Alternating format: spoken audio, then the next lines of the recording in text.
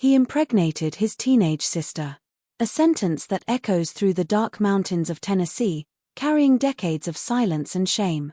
This is the story of the Sullivan family, whose roots became entangled in forbidden ways deep in the Appalachians, resulting in consequences that would span generations.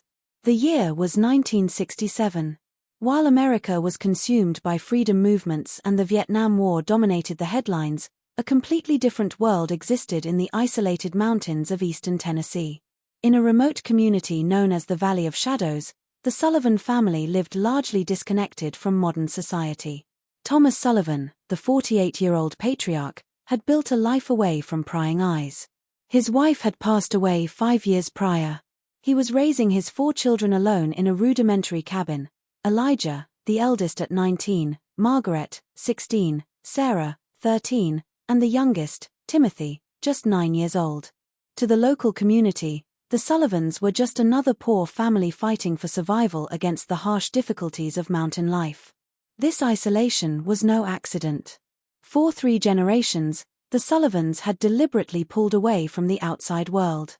Thomas's father had been a cousin to his own mother, and Thomas himself had married a second-degree cousin. This pattern of relationships was not entirely uncommon in the most isolated Appalachian communities of that era.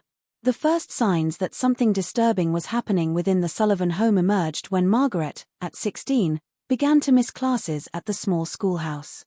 Professor Mary Whitfield, one of the few people who maintained regular contact with the family, noticed the teenager's prolonged absence. Margaret had always been a quiet but intelligent girl, Mary would later state. When she stopped coming to school and her brother Elijah started giving increasingly elaborate excuses, I felt that something was wrong. What Mary could not possibly imagine was the sheer dimension of the horror unfolding inside that cabin. Elijah Sullivan, the older brother, had developed an inappropriate relationship with his sister Margaret. Exploiting the absence of his father, who was often gone for days working on neighboring farms, Elijah had established a dominant situation over his sister, which ultimately resulted in a pregnancy. I noticed that Margaret was wearing increasingly loose clothes, even on hot days, her younger sister Sarah later recalled. Elijah forbade us from talking about it. He said Margaret was sick and that it was a private family matter. The dynamics within the Sullivan family were characterized by control and fear. After their mother's death, Elijah had assumed a position of disproportionate authority. Thomas, consumed by work and grief, failed to notice how his eldest son had twisted the family hierarchy. The situation reached a critical point when Mary Whitfield, the concerned teacher, decided to visit the Sullivan cabin after nearly 4 months without seeing Margaret. What she discovered would forever alter the fate of that family. It was a rainy October afternoon when Mary traveled the muddy road to the Sullivans' isolated property. Upon arrival, she found Margaret alone, visibly pregnant, and in a state of profound emotional distress. She was sitting in the corner of the house, looking like a completely different person, Mary reported in her later statement to social services. When she saw me, she began to cry in a way I will never forget. It was in that moment that the first layer of the Sullivans' secret began to unravel, revealing a behavioral pattern that extended back generations, yet had never been confronted so directly. Check to see if you're already subscribed to this channel. If you value real stories that expose the hidden truths of American society, you cannot miss our next episodes. Every subscription helps us continue uncovering these forgotten stories that, as painful as they may be, must be told to understand our own history. Mary Whitfield's visit to the Sullivan cabin set off a chain of events that would expose decades of family secrets. After finding Margaret in an advanced state of pregnancy, the teacher contacted the local authorities. Sheriff John Caldwell, a 54-year-old man who had spent his entire life in the county, was the one who responded to the call. Arriving at the Sullivan property the next day, he encountered a scene that, even after 30 years of police work, would disturb him for the rest of his life. I walked into that cabin and knew immediately that something was deeply wrong, Caldwell reported in his official 1967 records. The girl was clearly pregnant. Her older brother seemed threatening, and her father simply avoided looking at any of us. During the initial interrogation, the family attempted to maintain a story that Margaret had been involved with a boy from another community who had left to fight in Vietnam. But Sarah, the 13-year-old sister, eventually revealed the truth to the sheriff when she was questioned separately. "Elijah said we were special," were Sarah's words, recorded in the police report. "He said that in the mountains, old families like ours had different rules than people in the city."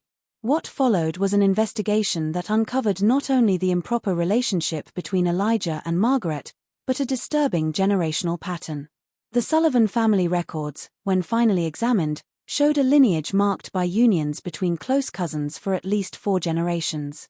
The case caught the attention of Dr. William Thornton, a physician at the small local clinic who had studied at Johns Hopkins University. Thornton immediately recognized the physical signs of prolonged consanguinity within the family. Timothy, the youngest, had significant learning difficulties and an atypical cranial formation, Dr. Thornton noted in his medical report. Sarah exhibited severe vision problems and impaired motor development. These are classic signs of a lineage with a high degree of consanguinity.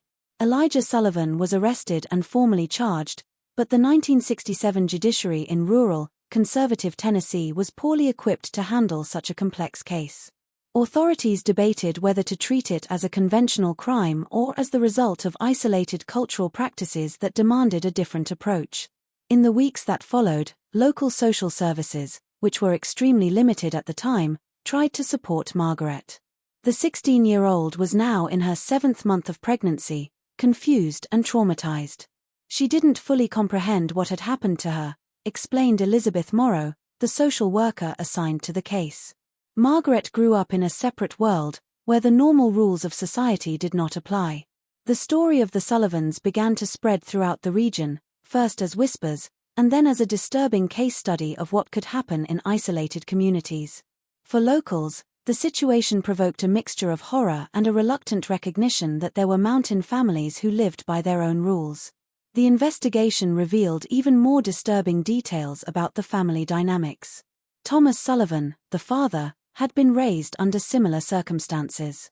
His own father had married a close cousin, and geographical and social isolation had been a deliberate strategy for generations. Parish records from the small local church, dating back to the 1910s, already mentioned concerns about mountain families who refused to mix. A pastor from that time had tried to intervene but met with fierce resistance and eventually gave up. But it was Margaret's health that now most worried the doctors involved in the case. At 6 months pregnant, she was showing alarming signs. Her blood pressure was dangerously high, and initial examinations suggested the fetus could have serious malformations. A pregnancy resulting from close consanguinity carries significantly increased risks, Dr. Thornton explained in the medical records. Harmful recessive genes, which would usually remain dormant in a diverse population, are much more likely to be expressed when close relatives have children. Knoxville University Hospital, with its bright corridors and teams of doctors in white coats, represented a completely foreign world to Margaret Sullivan. The 16-year-old, who had spent her entire life in the mountain shadows, was now under fluorescent lights, surrounded by machines whose purpose she barely understood. Dr. Richard Coleman, a high-risk obstetric specialist, took over the case after Margaret's transfer. His first meeting with the teenager was etched in his memory and later in his medical records. The patient showed clear signs of chronic malnutrition and a lack of basic prenatal care, noted Dr. Coleman. Furthermore, I observed subtle but distinctive facial characteristics that suggested she was herself the product of some degree of consanguinity. Initial exams confirmed the local doctor's concerns. Margaret's pregnancy, the result of a union with her biological brother, had multiple complications. An ultrasound, a relatively new technology in 1967, revealed the fetus had abnormal brain development and possible heart malformations. When we performed the first ultrasound, the entire team fell silent, Nurse Janet Wilkins recalled years later. It was an image none of us were prepared to see. As the doctors debated the course of action, Margaret's health continued to deteriorate. She developed preeclampsia, a dangerous condition characterized by high blood pressure. The medical team was forced to induce labor prematurely when Margaret was approximately 32 weeks into her gestation. The birth occurred on a quiet November night in 1967. The baby, a boy, came into the world with multiple congenital conditions, including microcephaly, cardiac defects, and pronounced facial deformities. He was immediately placed in the neonatal intensive care unit. While Margaret fought for her own life, the baby, temporarily recorded as baby boy Sullivan, lived only 72 hours. His organs, compromised by multiple malformations, were unable to support basic vital functions. Margaret, sedated for much of that time, never saw her son. The death of the Sullivan baby was not just a personal tragedy, but a case study that would later be documented in medical literature on the genetic risks of close consanguinity. Dr. Coleman, with judicial authorization, collected samples for genetic studies that would reveal alarming patterns of homozygosity. While the Sullivan baby became a subject of study, Margaret faced her own process of physical and psychological recovery. The young woman now had to process not only the physical trauma but also the gradual understanding of the nature of her relationship with her brother and the family practices that had been normalized in her environment. She was repeatedly asked about her family, especially about Sarah and Timothy, said psychologist Dr. Marianne Lewis, who was assigned to her case. Margaret did not exhibit the conventional understanding that what had happened was wrong. For her, it was simply the world she knew. Meanwhile, the legal case against Elijah Sullivan proceeded. District Prosecutor Richard Bennett faced the challenge of prosecuting a case that, while clearly criminal by the standards of wider society, was rooted in isolated cultural practices. In court, Sarah Sullivan, then 14, was called to testify. Her testimony, shielded from the press due to her age, was described by those present as deeply disturbing. She detailed how Elijah had gradually assumed control of the family after their mother's death. Elijah always said the outside world wanted to destroy our family, Sarah's testimony stated. He said our ancestors moved to the valley to preserve our blood, and that it was our responsibility to continue what they had started. I want you to say in the comments, the truth needs to be exposed even when painful. This message represents our collective commitment to uncovering stories that, however difficult, help us understand the complexity of the human condition. When the fall of 1968 painted the Tennessee mountains with shades of red and gold, the Valley of Shadows looked the same to the untrained eye. But for those who knew its recent history, something fundamental had changed. The Sullivan cabin stood in the same place, but it was empty, its darkened windows like closed eyes. Elijah Sullivan had been sentenced to 15 years in prison, a sentence considered severe for the time. Judge Arthur Blackwood, in delivering the sentence, made it clear that the case represented a line that could not be crossed, even in the most isolated communities. Traditions have their place in society, Judge Blackwood stated. But when cultural practices result in evident harm to vulnerable family members, the law must intervene. Thomas Sullivan, the patriarch, faced his own judgment for neglect and passive complicity. He received a suspended sentence, due to psychological evaluations that identified limited cognitive capacity, possibly a result of generations of consanguinity. He permanently lost custody of his minor children. For Sarah and Timothy, the younger siblings, a new phase of life began. Initially placed in temporary homes, they were eventually taken in by adoptive families. The adaptation process was particularly challenging for Timothy, whose cognitive limitations required specialized care. Timothy faced not only intellectual challenges but also profound confusion about basic social norms, his adoptive mother, Ruth Campbell, explained in later interviews. He had grown up in an environment where family boundaries were distorted to the point of being unrecognizable. For Sarah, the transition was different but equally complex. Intellectually perceptive, she wrestled with conflicting feelings of family loyalty and a growing understanding of the abnormal nature of her upbringing. I loved my family, Sarah confided to her therapist. But as I started living with a foster family and attending a normal school, I realized that what happened in our cabin wasn't how other families lived. Margaret, meanwhile, faced her own journey of recovery and rediscovery. After months in a specialized institution, she was gradually introduced to a semi-independent living program. By 1970, at age 19, she had developed basic skills to function in wider society, though the emotional trauma remained deeply ingrained. Margaret has made remarkable progress, considering her starting point, Dr. Lewis noted in her final report. She learned to read more fluently, developed basic social skills, and began to form a healthier understanding of appropriate relationships. One of the most lasting consequences of the Sullivan case was its impact on the medical and scientific understanding of consanguinity. The genetic samples collected from the deceased baby and subsequent studies of the family lineage became reference material in research on the effects of unions between close relatives. Dr. Thornton, continuing his work in population genetics, identified what he termed the Sullivan effect, the exponential increase in genetic risks when a lineage already compromised by generations of consanguinity experiences a sibling union. The Sullivan case allowed us to document how risks accumulate across generations, Dr. Thornton explained in a lecture at Johns Hopkins University in 1973.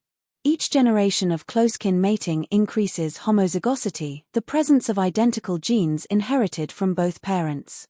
Case studies from the Sullivans significantly contributed to the development of genetic counseling as a medical discipline. As the 1970s progressed, doctors began applying these lessons not only to isolated communities but to populations with high rates of consanguineous marriage around the world. In 1975, nearly 8 years after the initial events, a university documentary film team visited the region to produce an educational film about isolated Appalachian communities. While it did not name the Sullivans directly, the documentary Mountain Shadows addressed issues of isolation, poverty, and marital practices in remote communities. One of the documentary's most impactful moments was an anonymous interview with a young woman whom informed viewers would recognize as Sarah Sullivan, then 21 years old. With her face obscured and voice altered to protect her identity, she offered a unique perspective. "Outsiders only see the horror of the situation," she said in the documentary. "And yes, it was horrible. But it was also our daily reality. We grew up believing the outside world was dangerous and that only our family was safe." The winter of 1990 arrived early in the Tennessee mountains, draping the peaks in a white cloak by November. In the small town of Cedar Ridge, about 70 kilometers from the old Valley of Shadows, nurse Sarah Morris, formerly Sullivan, watched the snow fall through the window of her small home. At 36, Sarah had built a life few could have predicted. She had graduated as a nurse, specializing in rural health. She had married David Morris, a local teacher, and they had adopted a girl, having consciously decided against biological children based on her family history. "Before we married, I told David everything about my family," Sarah wrote in a personal diary, later donated to the University of Tennessee. "I explained the genetic risks I might carry and my fear of passing on any hereditary predisposition." One December morning that year, Sarah received a letter that would reopen chapters of her life she had worked hard to reconcile. The letter was from Elijah, her brother, who had been released from prison 3 years earlier after serving his full 15-year sentence. "Dear Sarah," the letter began. "I know you probably don't want to hear from me, and I understand if you throw this letter away without reading it.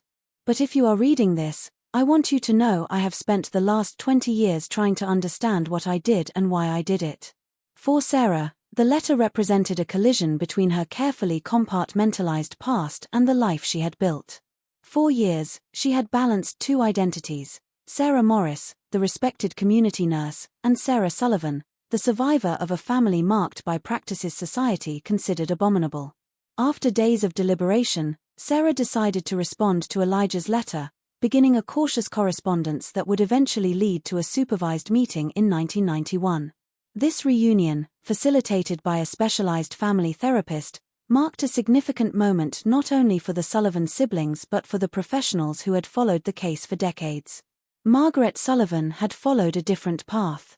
After years in support programs, she found stability working in the kitchen of a Knoxville hospital. Refusing to change her last name and maintaining a consciously limited connection to her past, she had built a quiet, functional life. In 1992, as academic interest in the Sullivan case resurfaced on the 25th anniversary of the original events, Margaret surprised many by agreeing to participate in an interview for a study on resilience in trauma survivors. "People always ask if I hate my brother or my father," she said in the interview. "The truth is more complicated. How can I completely hate people who, in their own distorted way, believed they were following the rules of the only world they knew? But also, how can I not be angry for what was taken from me? Both things are true at the same time." Timothy Sullivan, the youngest of the original family, continued to live in a supported living facility. His cognitive and physical challenges, possibly resulting from generations of consanguinity, had limited his options. But within a structured environment, he had found a measure of contentment.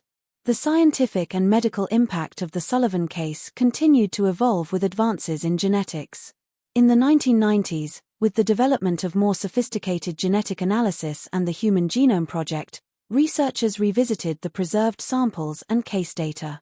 In 1995, the Tennessee Health Department established the Mountain Health Program, an initiative designed to provide health education and medical services to isolated rural communities. Though never explicitly mentioned, the program was widely understood to have been inspired by the lessons learned from the Sullivan case. The old Sullivan cabin, abandoned for decades, finally collapsed during a winter storm in 1997, symbolically marking the end of an era. On the land where a once isolated and dysfunctional family had lived, the forest reclaimed its territory. In the year 2000, 33 years after the original events, the University of Tennessee established the Sullivan Center for Rural Studies, dedicated to researching geographical isolation, cultural practices in remote communities, and appropriate interventions for vulnerable populations. "We can't change what happened," Sarah said at the inauguration ceremony, speaking publicly about her history for the first time. "But we can ensure that our family's suffering was not in vain. That the lessons learned will continue to protect other vulnerable families for generations to come." People want simple stories, Margaret noted in her last known interview in 2002. They want monsters and victims, villains and heroes. But the truth is almost never that simple. Our family was created by generations of isolation, ignorance, and fear. What happened to us was terrible, but it was also the result of forces larger than any single individual. If you've watched this far, it's because this story resonated with you. Leave a comment saying, "I watched here," so I can get to know you and see who truly appreciates the stories here on the channel. Be sure to subscribe to follow more stories like this one, which reveal the dark secrets of American families. Your support is critical for us to continue bringing these important stories that, however painful, need to be told. If this story has impacted you in any way, please leave a like and share it with others who appreciate educational content about historical cases. The truth needs to be exposed, even when it's painful.